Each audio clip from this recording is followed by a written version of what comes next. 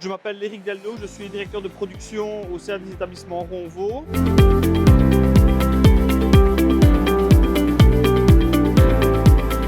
Donc Ronvaux est un acteur important dans le monde de la préfabrication béton. Nous avons deux sites de production, un site à Ciney où nous produisons essentiellement des éléments de structure, et ici le site de Crisney où nous sommes actuellement, dans lequel nous fabriquons des dalles alvéolées précontraintes.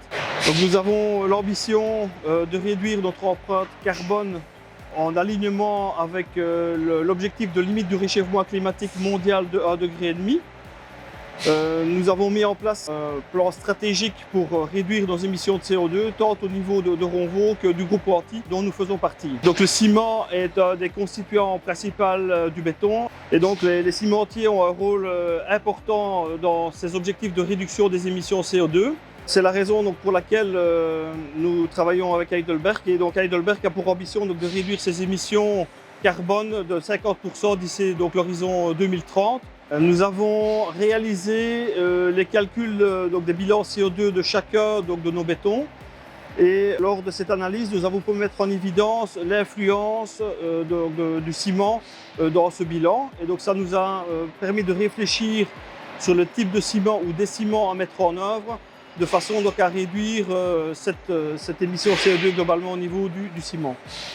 Nous travaillons essentiellement dans un premier temps avec un ciment CEM1 52,5R, et ça s'est fait pendant de nombreuses années, des dizaines d'années.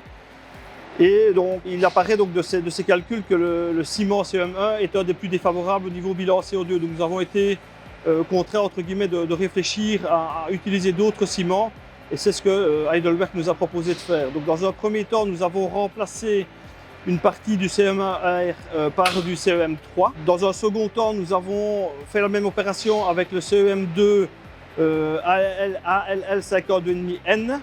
Et nous sommes ici dans la troisième phase où nous testons à échelle industrielle le CEM2 AMQLL 52,5R. Donc ce ciment est intéressant dans le sens où il a les mêmes caractéristiques que le CEM1 52,5R, tout en ayant donc une émission CO2 qui est de 20% inférieure à l'ancien ciment CEM1.